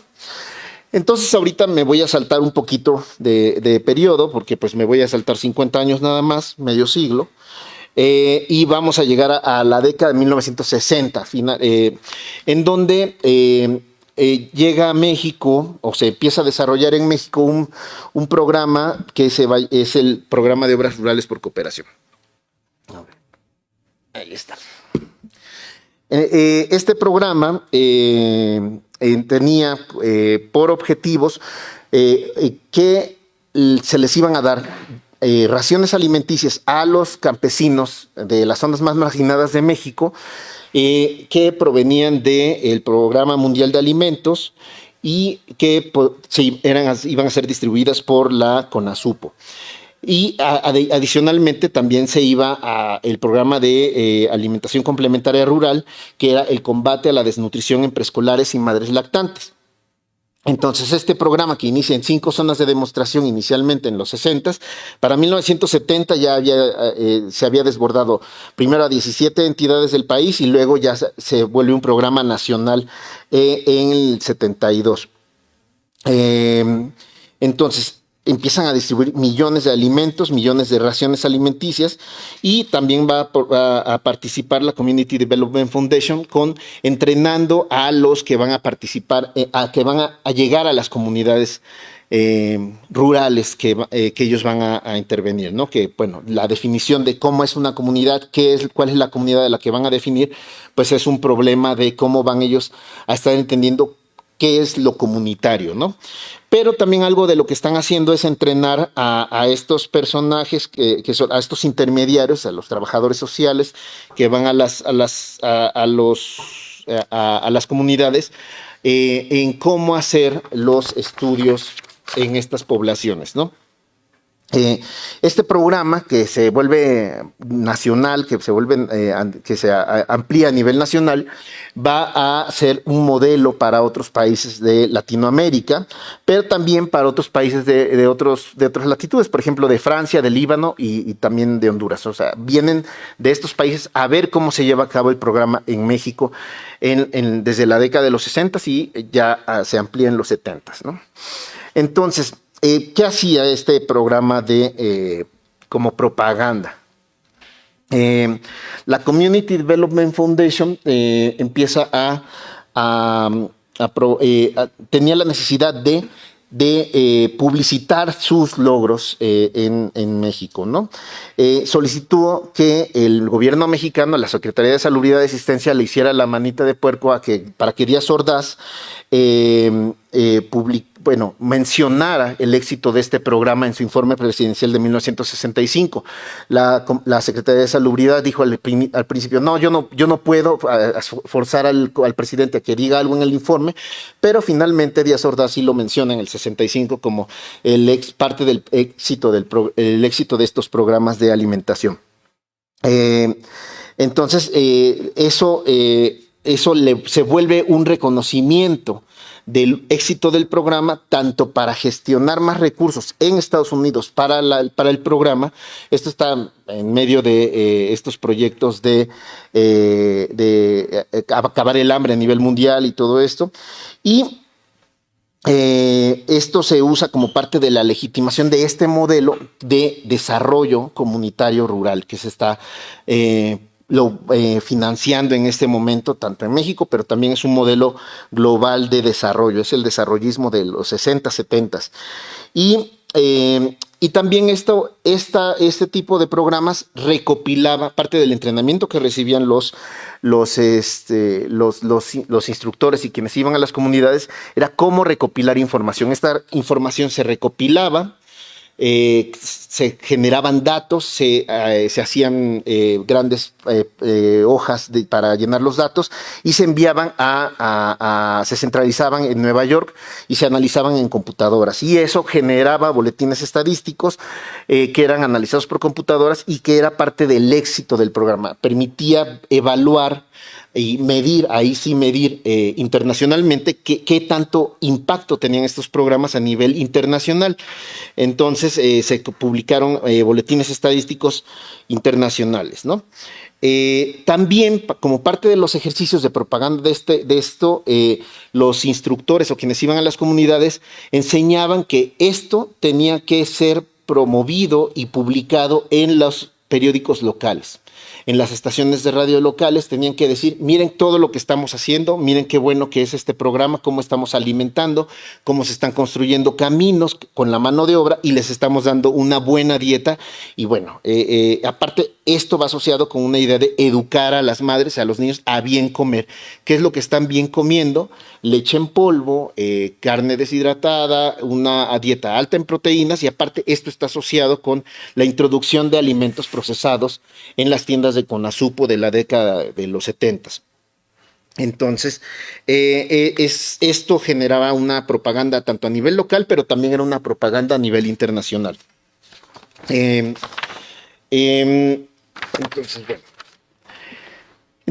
también esta propaganda tenía una cuestión de doble filo, porque, por ejemplo, la realidad contrastaba con esta propaganda. Por ejemplo, en la década en 1968 se empiezan a hacer análisis de la leche, de la leche que era distribuida del Programa Mundial de Alimentos a través de Conasupo en México y que era rehidratada también en las plantas de Liconza y se dieron cuenta de que estaba súper contaminada con coliformes. Entonces esto generaba enfermedades en los consumidores. Esto empezaba a hacer escándalos en los medios de comunicación, en la prensa también, ¿no? Y también se pensaba esta ayuda cuando los medios publicaban los informes de los instructores que estaban en las comunidades diciendo, miren qué bueno es el programa, y luego llegaban los campesinos a la prensa a decir, no es cierto, no nos ha llegado la ayuda, no está funcionando, esto es una mentira, y entonces, claro, la prensa se volvía un espacio de discusión pública de la efectividad o no, y una herramienta de presión para recibir recursos que les habían prometido, pero que no les habían llegado, ¿no?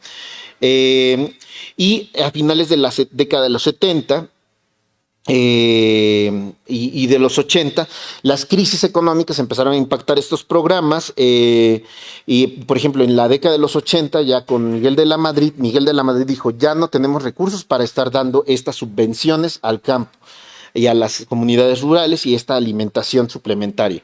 Entonces se empezó a desviar recursos que estaban destinados inicialmente a este programa hacia la compra de medicamentos, porque pues era un programa administrado en parte por la Secretaría de Salubridad y Asistencia, a pesar de que estaban involucrados diferentes órganos de gobierno a través de Agricultura, a través de la Conasupo, Secretaría de Gobernación estaba ahí metida también. Entonces era un programa como con muchas aristas, pero parte del dinero se empezó a destinar a la compra de medicamentos.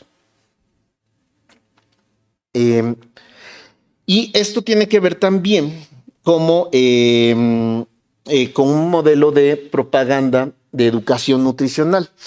Desde el siglo XIX había empezado la idea de que, bueno, no desde el siglo XIX, desde el periodo de la conquista y la colonia, pues había pensado que los cuerpos mexicanos eran diferentes, o los cuerpos indígenas, o los cuerpos locales eran diferentes a los europeos por cuestiones dietéticas, ¿no? Y ya en el siglo XIX se incorpora la raza como explicación de esta diferencia, pero también asociado con un consumo por siglos de diferentes alimentos, ¿no? Y ya en el siglo XX, con esta metáfora de la alimentación racional y la alimentación una alimentación energética, decían, es que los mexicanos están así porque no saben comer. Hay una deficiencia de educación, de conocimientos y unos malos hábitos alimenticios. Y se empiezan a crear instituciones. En el 43 se crea el Instituto Nacional de Nutriología, que empiezan a promover recetas, a promover folletos que distribuyen ampliamente, tanto por Secretaría de Agricultura, por diferentes lugares, para enseñar a la gente que no sabía comer cómo comer. Entonces, sí. Entonces se empiezan también a tratar de producir alimentos fortalecidos con harinas, por ejemplo. Se empiezan a hacer ensayos de harina de soya en tortillas, harina de pescado en tortillas para aumentar el contenido de proteínas, porque la dieta correcta era un alto contenido de proteínas, lo que se pensaba o lo que se estaba visualizando o pensando desde la ciencia de la nutrición. Y esto era parte de lo que se incluía también desde principios del siglo XX en pensar en por ejemplo, la leche, la producción de leche como una solución a este problema de la alimentación.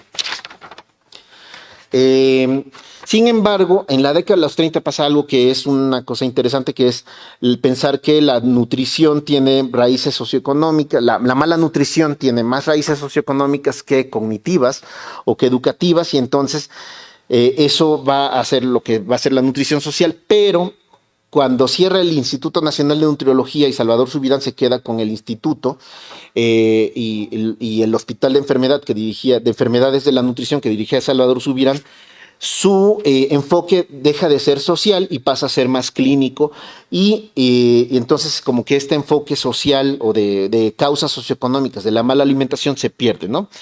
Entonces, el Instituto Nacional de la Nutrición de Subirán empieza a crear, ya hasta los 70 se toma como la idea de que hay que ver cómo están comiendo la gente en México, y es que empiezan a crear encuestas nacionales de nutrición, sí, y el Estado empieza a ver cómo mantener y dar estos regímenes equilibrados de dietas, y en este contexto es donde se inserta el programa de Obras Rurales por Cooperación, de darles mejores alimentos pensando que ellos están mal alimentados, ¿no? Y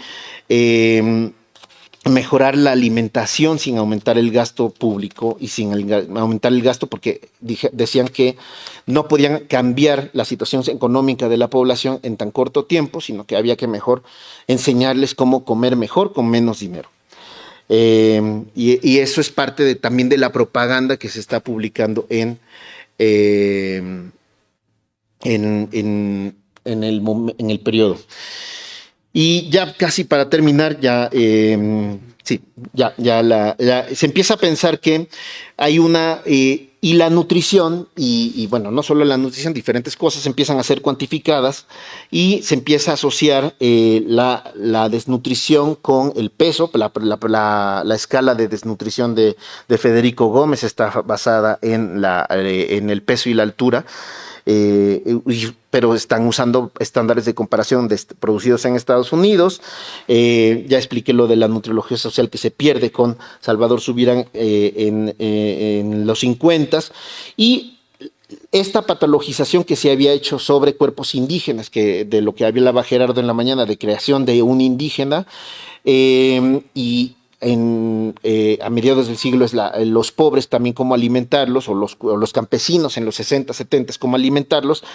se empieza a desdibujar un poco y se empiezan a pensar ya los cuerpos diferentes, son los que hay que atender principalmente con el cambio de el surgimiento de la obesidad como epidemia, ¿no? La idea de que los cuerpos gordos es una epidemia de obesidad, sin pensar en los orígenes de esta epidemia de obesidad, que es pues, el consumo de estos alimentos procesados y ultraprocesados, y que habían sido introducidos por el mismo Estado en la década de los 60, 70 a través de las tiendas de Conasupo. Se empieza a distribuir Bimbo, pastas y todo esto en las tiendas Conasupo.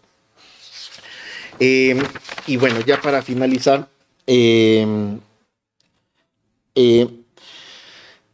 entonces considero que la propaganda y la prensa funciona como parte de estos, uno más de los agentes biopolíticos que están presentes en la actualidad y que siguen utilizándose. Bueno, en la anterior ya no les mencioné, pero están las guías nutricionales actuales, siguen utilizando la idea de que no sabemos comer, hay que enseñarle a la población cómo comer, y estudios actuales siguen retomando la idea. Por ejemplo, este de 2023 ganó un premio de una mejor investigación sobre nutrición en México. Siguen reiterando la idea de que la gente es tonta y por eso no sabe comer, pero que puede comer mejor con menos, ¿no? O sea, y ganan premios de mejor artículo de nutrición y los publican en la Gaceta UNAM como aplaudiéndoles a los investigadores. Entonces, entonces yo creo que la prensa sirve para legitimar la movilización de capitales, porque pues todos estos recursos se van a distribuir a nivel internacional, es parte de la geopolítica de la Guerra Fría y de estos flujos económicos globales, y la legitimación de una estructura científica internacional bueno, si hay una disciplina que ha cambiado históricamente, si hay una disciplina que ha cambiado internacionalmente es la nutrición en lo que debe de ser bien comer, ¿no? Entonces, y se aplican unos estándares universales y se patologiza la diversidad y se legitima a través de la prensa. Y bueno, eso es todo. Muchas gracias.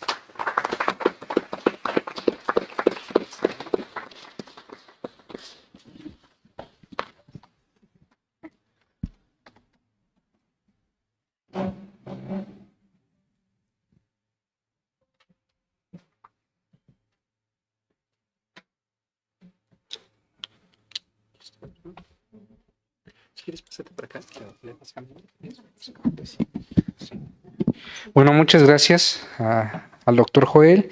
Ahora vamos a dar espacio a Romina Báez Rentería, quien es licenciada en Historia por la Facultad de Filosofía y Letras en la Benemérita Universidad Autónoma de Puebla, maestra en Historia por el Colegio de San Luis y doctorante del posgrado en Humanidades, línea en Historia por la UAM Iztapalapa, y nos va a presentar el Boletín del Departamento del Trabajo, Difusión, Estudio y Lecturas del Mundo Laboral Mexicano e Internacional 1913-1914. Te escuchamos. Bienvenida. Muchas gracias a todos. Bueno, quiero comenzar señalando que esta presentación es parte de lo que forma parte de mi investigación doctoral. Justamente que estoy trabajando el Departamento del Trabajo de 1911 a 1917.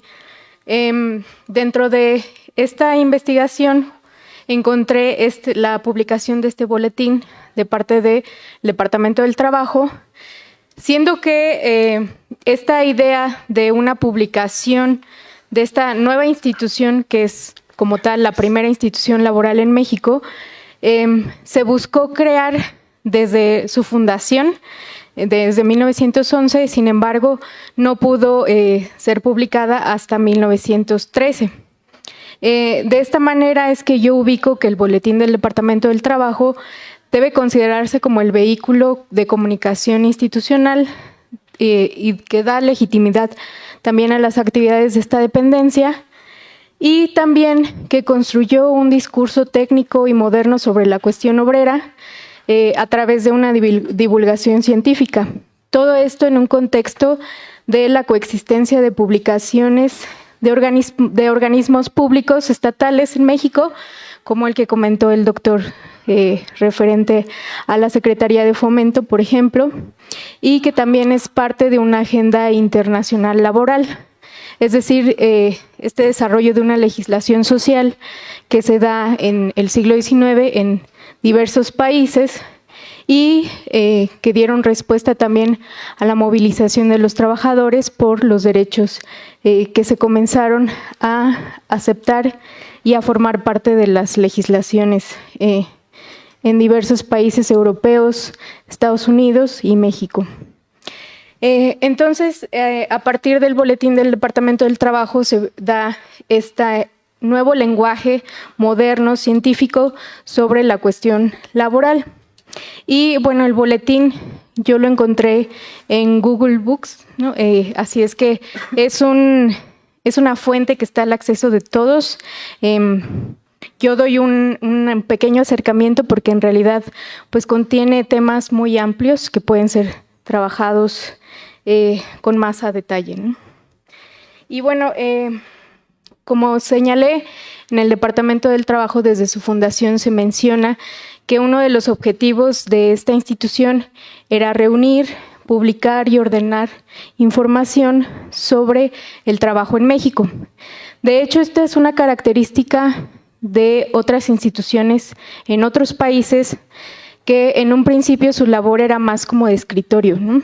Intentaban que estas instituciones no intervinieran en los conflictos laborales para no molestar tanto a trabajadores como empresarios. Sin embargo, pues los mismos trabajadores pedían que las instituciones se encargaran de resolver estos conflictos, ¿no? En México, justamente el Departamento del Trabajo se funda con esta característica, que sí tenía que incidir en las problemáticas y en las movilizaciones de los trabajadores.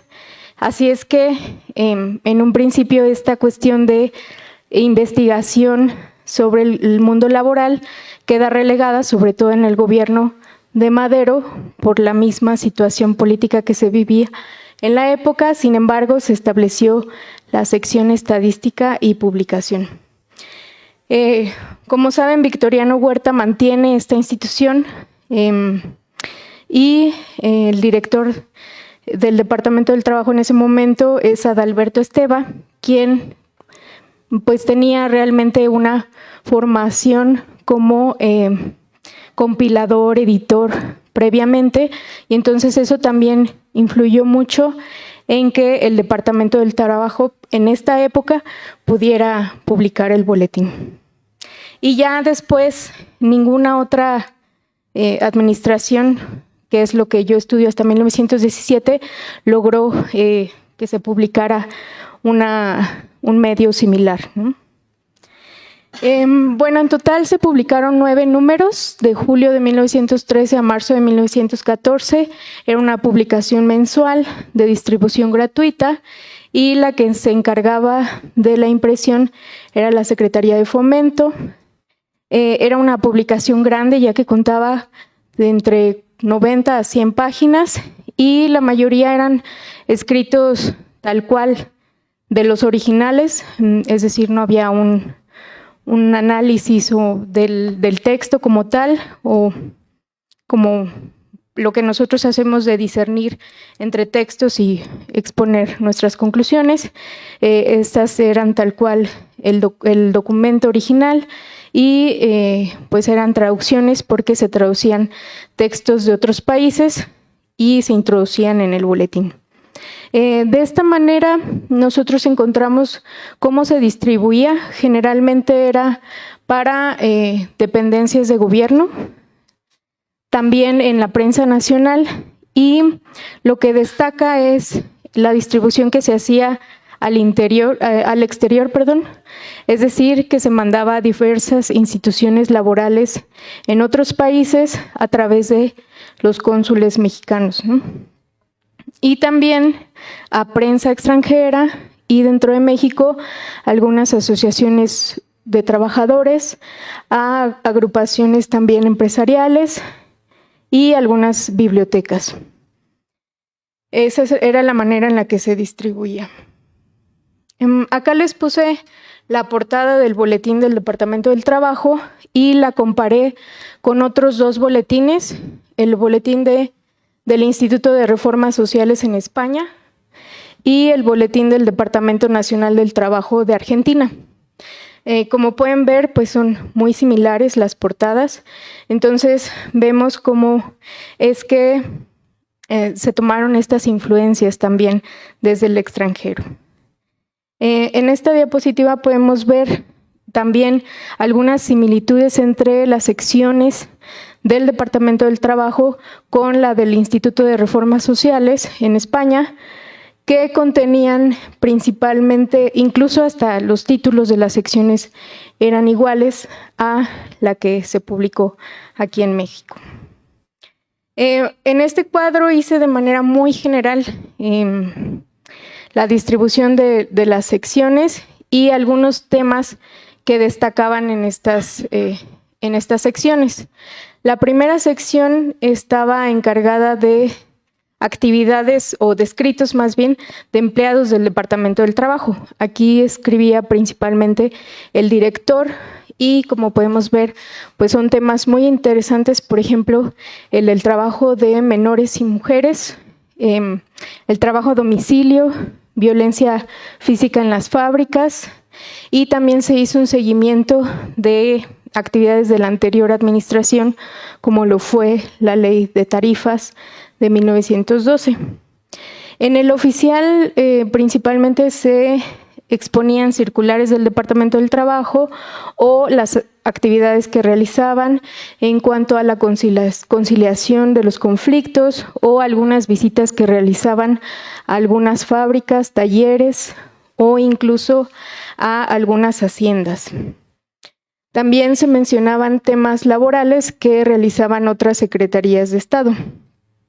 En el tema en la sección de legislación nacional se publicaron algunos proyectos que realizó el Departamento del Trabajo sobre leyes que tenían que ver principalmente con el descanso dominical, accidentes de trabajo, educación industrial, códigos sanitarios, casas baratas para trabajadores y leyes sobre sociedades mutualistas. Las secciones de estadísticas son muy interesantes porque también se incluían en otros boletines, como en el de España y el de Argentina, donde mostraban casos, la cuantificación que realizaban de temas como las huelgas o los accidentes de trabajo. Acá en México también se hacía y se exponía también, por ejemplo, algunos estadísticas sobre criminalidad profesional, como les llamaban ellos, que les enviaba la secretaría, que les enviaban diferentes secretarías y el departamento los publicaba. En cuanto a legislación extranjera, pues como podemos ver, se mencionaron algunas leyes europeas como las de Inglaterra, algunos casos de Alemania, de Rusia, de Argentina y de Uruguay. En este caso, por ejemplo, también se mencionaron los trabajos de la Asociación Internacional para la Protección de los Trabajadores. Incluso México asistió al Congreso en 1912 con representación y bueno, aquí se transcribirían las crónicas de esas actividades. En prensa nacional se mencionaba el análisis del tema laboral y algunos estudios sociológicos también sobre estas cuestiones, sobre economía, sobre salarios, que se divulgaban en otros periódicos de circulación en México. Sí. Después, bueno, me voy a saltar esta parte, pero por ejemplo, en la 7, que es la literatura social, por ejemplo, se describían algunas cuestiones sobre lo que se llamaban las pequeñas industrias, ¿no? Sobre cómo fabricar jabón, cómo fabricar pintura de zapatos, o sea, como a lo que podríamos, nosotros se le ha llamado incluso como microchangarritos, ¿no? Algo así, que era como esa manera de dar estos conocimientos a la población y que ellos pudieran desarrollarlos, ¿no? Acá hice una gráfica sobre algunas de la sección de bibliografía de los libros que llegaban al Departamento del Trabajo y que publicaba esta lista de libros.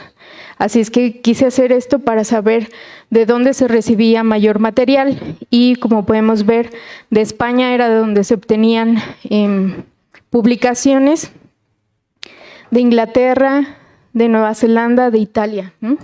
Que era principalmente a través de los cónsules, y cuando salió el boletín, pues se pedía que para enviarlo tenían que enviar ellos una publicación, ¿no? Y bueno, este es un ejemplo de las estadísticas que se publicaban en el boletín. Este, por ejemplo, es sobre accidentes de trabajo. Esta información se obtenía de la prensa, ya que el Departamento del Trabajo estaba desarrollando diversos cuestionarios para recabar esta información. Este, por ejemplo, es el de la Oficina de Colocaciones del Departamento del Trabajo, que una bolsa de trabajo también, y se mencionaba mensualmente a qué, cuántas se habían recibido, cuántas solicitudes, cuántas se les había obtenido trabajo y cuáles habían quedado pendientes. Estas fotografías también se incluyeron en el boletín. Ya fueron en números posteriores, al principio no se tenían, sin embargo eran más como de la Secretaría de Fomento y casi no había publicaciones como tal sobre trabajadores, ¿no? Entonces eso es como lo chistoso sobre este asunto, ¿no? Y bueno, para concluir, quiero mencionar que justamente el boletín del Departamento del Trabajo, las actividades que realizó, pues nos muestran también que fueron parte de estas experiencias que ya en los gobiernos constitucionalistas van a dar cauce a lo que son los derechos laborales a partir de la Constitución del 17, y también pues desde el extranjero se vio que este dinamismo que se da al tema, sobre todo en principios del siglo XX, pues va a arrojar también la fundación de la Organización Internacional del Trabajo en el 19, y gracias al boletín podemos entender las redes y los vínculos con instituciones laborales internacionales en este intercambio de saberes, y que algunos proyectos sí quedaron en el papel legislativos en esta época, sobre todo en la época de Huerta. Sin embargo, pues después se van a comenzar a darles más cauce, y principalmente por el problema de la oposición de los industriales. Y bueno, comenzamos a ver cómo este lenguaje va cobrando como mayor importancia dentro del espacio público. Ahorita se nos haría muy sencillo, muy básico, ¿no? Esta cuestión de los derechos laborales. Sin embargo, pues para esa época pues no era tan común, ¿no? Y eso sería todo.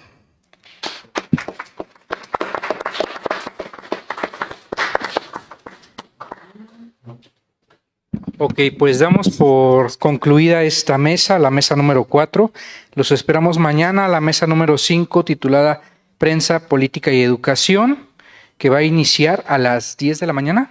Sí, ¿verdad? Bueno, nos vemos mañana, de favor.